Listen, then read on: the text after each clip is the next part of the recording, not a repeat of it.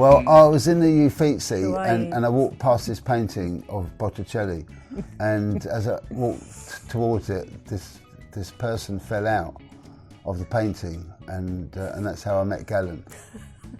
And I met Paul on the floor. I looked up. Yeah, no, we've been friends for years, and to cut a long story short, I got back from being in Spain. Galen was in Hydra, and she was staying at a friend's place in London. He said, "Oh, Galen's over here," and I said, "Oh, great, I'll come and visit." And we had a conversation about how we're doing and where we're at with our lives, and we had a lot of things in common emotionally about where we were in our life, and so in some ways we like to laugh and sort of think that by working together we've made a life draft. So we're in a deep ocean, we've made a raft, and it's called the Galen and Paul. You're sinking in there. You know, I think both Paul and I, when we have been in the situations that he's mentioning, we both feel very lucky that we have music as a way to express ourselves.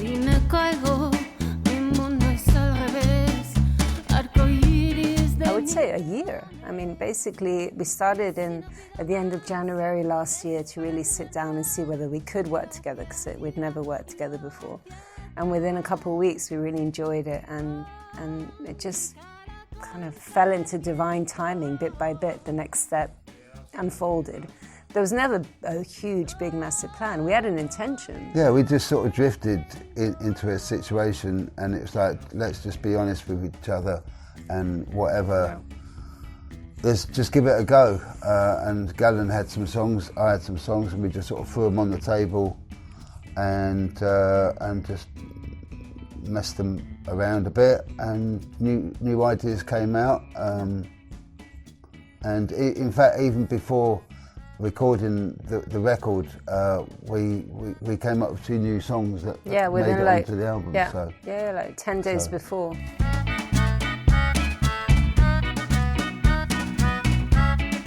I think for me the big issue was Brexit, because I was in Spain at the time, and I was supposed to be out of Spain by like March, but I sort of hid away and stayed on, because I realised that my passport was an old passport and hadn't been stamped, so they didn't know when I'd arrived. So I I didn't sort of really exist on their programme. And then I was thinking maybe I'll get my friend Frank from Greenpeace to see if we can arrange a ship to rescue me and bring me and my 2 dogs back to London.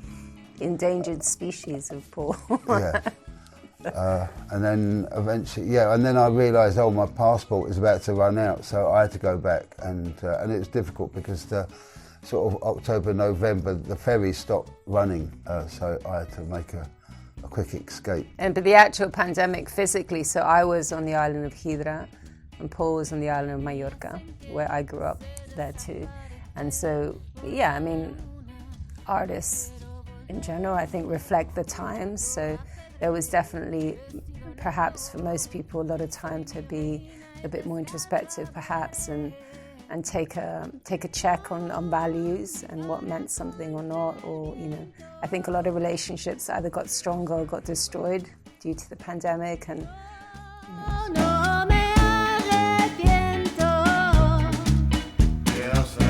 we were both European. I mean, our roots, I was born here in France. I grew up in Spain. My father's British. My grandfather was a refugee from Belgium, and my mother was born in Nice, so, I'm sort of quite... Yeah, my grandfather was Italian. I mean, so it reflects us, and we still feel European, regardless of Brexit.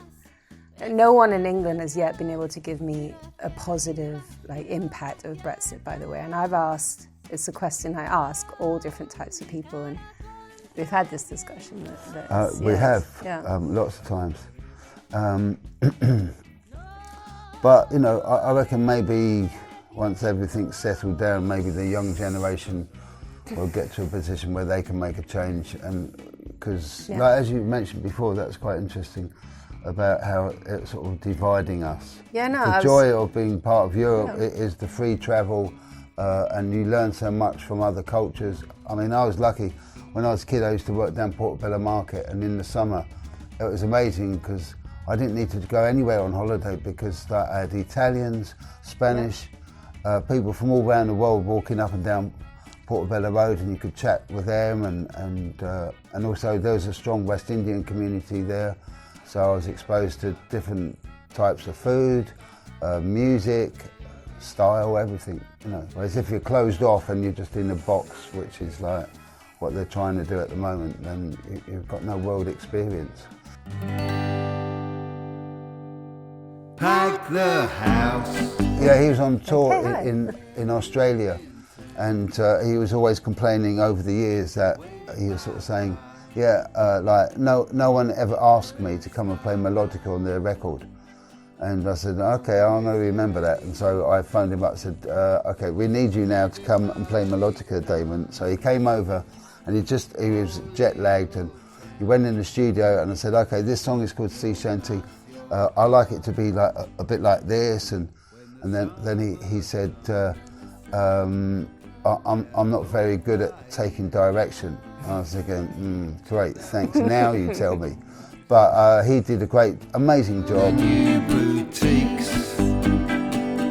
Yeah. Paul had worked with him before, and I just met him, and immediately we just got on as people, which was the first hurdle. And then he just was genuinely really focused on the record we wanted to make. He had no interest or desire in kind of having his own imprint, or and if you think about it, I mean, the man's made 1,200 records and everything, so it's amazing that he's got into a stage where he doesn't feel any ego around it. He just wants to be in the moment with the musicians, and he came a few weeks before we actually were in the studio, and he actually sat with us and we rehearsed the songs together, and we came up with ideas together, and there was a lot of humour too. Yeah, there'll be one time funny, in the studio, he said, Paul, it's Paul Gallen, look, you know what, be a really good idea. I've got this idea for like a cello to be playing over this part of the end of the track.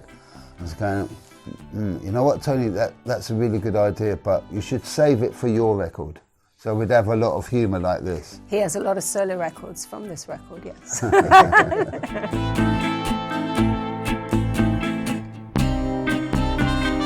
It's a great question. He was like a referee, wasn't he? Yeah. It was like, just in case there's going to be a gunfight, he would step in like the sheriff and go, hey. No, he was really open-minded. And like Gallen said, he just wanted to help us arrive at the end of midwife the record, yeah. Yeah, just to help us make the record we want to make. But a lot of the comments I've heard from friends who've heard the record, and I agree too, is that when you hear the record, it feels as if each instrument has its own place. So you very much hear that it's a band, so it gives you that feeling that it's real people playing real music, that humans are playing this record.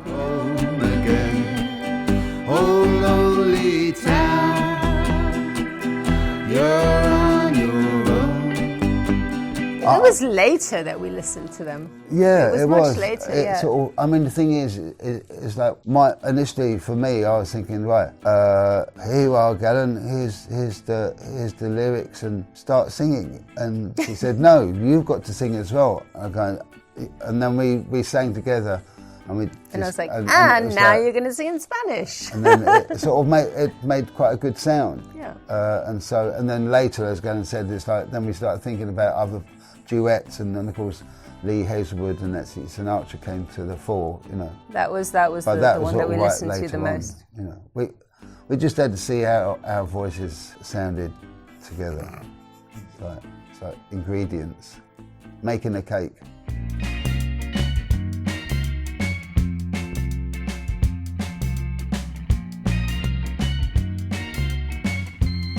Great question, and I think that does it have the same value? Well, yes, it has the same value in the sense that you're creating something out of nothing, and that's something that I love, and I love. That's my favorite type of day. Is a day where you get up in the morning, there isn't a song or a painting, and the next by the end of the night you have that. But no, I mean, it's all part of the journey, and I love seeing myself develop as an artist, and I love every collaboration you make. There's different chemistry, so you don't know what's going to happen, and that's exciting, you know.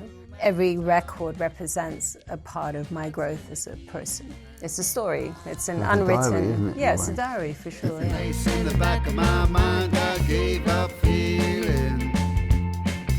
The voices in my head whisper. Absolutely. I mean, like Paul, my whole life I've travelled, and I was on tour with my dad, and so I grew up in Spain, but I went to school in England. I was born here in France, and I just see us all as one big world. I'm a magpie. I love like learning from all different cultures. I love music from Mali, but I love all the blues ladies in America, and I love kind of it all goes into here and here, and you create something.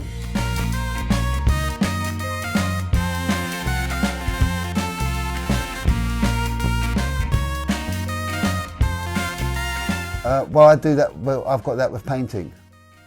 But painting, I can't really collaborate doing the painting. Well, I have tried, but it's everyone gets in the way.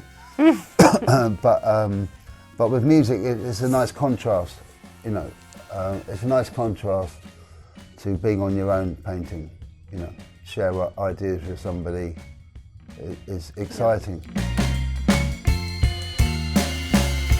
In the middle of the night.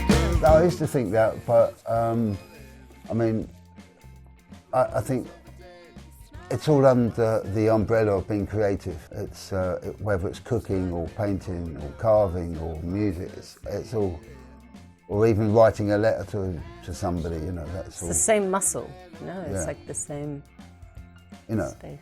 but initially when I was a baby, I wanted to be a painter because all the artists I knew were called Pablo, or Peter Paul Rubens, and I found out recently that Jackson Pollock's first name was Paul.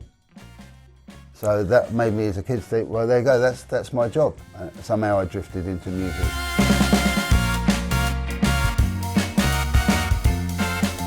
Yeah, I don't mind talking about it, but to me, it's all yesterday.